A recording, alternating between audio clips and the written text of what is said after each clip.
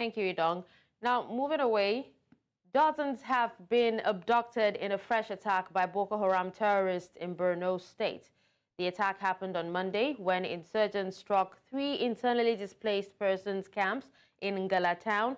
That's the headquarters of Ngala local government area at the border of Cameroon, where the terrorists are most active. According to a security source, the victims, over 40 girls and women, went to fetch firewood from the bush when the insurgents whisked them away from the Babban Sansani camp, Zulum camp, and Arabic camp. The source said the number of women and girls kidnapped could be higher, as the specific number of the abducted girls has yet to be ascertained. All right, now to discuss this, we're joined by 2 gentlemen. We have Yusuf Mohammed Gulumbo, Camps Manager, Acting Council Coordinator, Disaster Management and Humanitarian Affairs. And we also have Inko-Tariah Ipalibo, MD, Tarmac Security Limited. Good morning, gentlemen. Thank you so much for joining me. All right, Good now morning, let's begin. Thank you for... Yeah. All right, so let's begin with Yusuf. Now, I'm told that you're actually at the camp where the incident actually happened, or close to where the incident happened. This is yet another abduction story, and we thought we had actually gotten to a point where we would not be hearing of such number of girls and women being abducted, considering, you know, the last time it actually happened. Is this ever going to end? What can you tell us about this, Yusuf? Hello, Yusuf, can you hear me?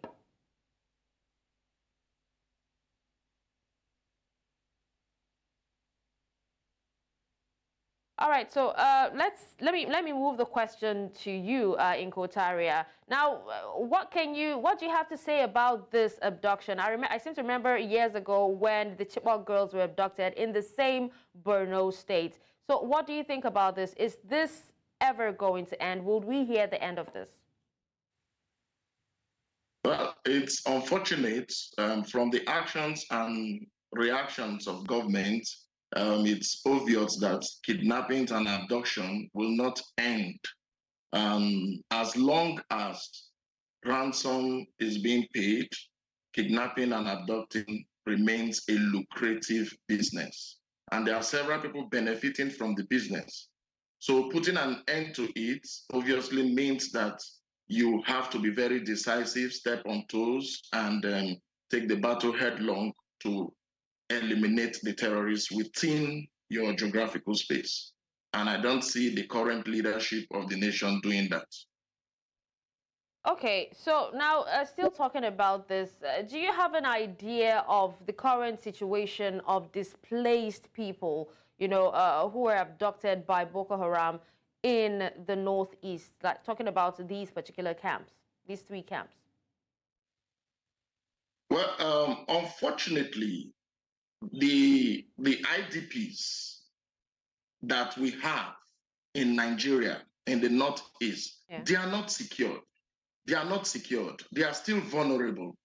And it baffles my mind to imagine that government will enact a place where they are supposed to be keeping displaced persons for, even if it's going to be temporarily, you are going to accommodate them there temporarily, and you do not have any security measures in place to ensure that they are safe. All the IDPs, I put it out there to you that they are vulnerable. Not just this one, not just the 3 IDPs. All the IDPs are vulnerable. If you take a media tour around the IDPs today, you will discover that they are worse than the ancestral lands that were attacked by the terrorists. So if government wants to protect our citizens, I expect that before you call a place an IDP, you should have put adequate security in place to prevent a reoccurrence, because these people you are relocating, they're already victims. They've been displaced from their ancestral lands. Traumatically, they are being traumatized, and then you are now bringing them to a place that is supposed to be a safe haven, and there is no safety in such a facility. it's unfortunate. All right, it seems like, even in your ancestral land, you're not safe. And also the camps that have been provided for you to, keep you away from the insecurity still gets to you somehow. But being a security expert and considering this particular, incident, do you have an idea of how many people are estimated to have been abducted? Because according to reports, we heard that it's 40, but could be more. Do you have an idea, and their identities as well, and also the condition of these people? Have the kidnappers called in, for ransom? Have they said anything? Have they called family members? Well, for now, there are over 200, essentially women and children. And for their current state, of course, they are traumatized and they are hopeless. These are people who felt, okay, the government have brought them to a place that is safe, and they've regularized their living, and they've gone. In fact, from the reports we had, they went to fetch firewood. So they've gradually settled down, thinking that, oh, even if they are far from home, they are safe here. So for them to be abducted again, then it is obvious that they are traumatized and currently in a hopeless state of mind. Okay. So, most cases in incidences like this, you have, the government or the army sending troops to go out and look for them. Do you know if that is actually the case at the moment? Perhaps they are doing that behind the scene, but not that we are aware of. And of course, you know your government, the federal government, they are always reactionary. And I have always advocated that security is proactive. You put measures in place to prevent an occurrence, not to react or to respond.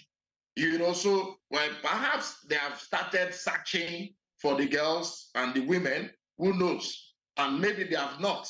I'm not holding brief for them. I expect that as it is, either is the spokesperson of the government or of the military should have come out to not to tell the world what they are doing, but to assure Nigerians that things are being done to prevent these things, and not just to say it, because Nigerians are even tired of hearing such assurances. Not just to say it, but to mean it this time around and ensure that citizens are safe. I don't know the amount of budget being allocated for IDPs, and then there is no security infrastructure around any IDP. It's appalling. It's bad under normal circumstances. Talking about security of the IDPs now, considering that where these incidents actually happened is a border town, and the proximity to Cameroon is, and considering the proximity to Cameroon as well, is there a possibility that these women have actually been shipped across Nigeria?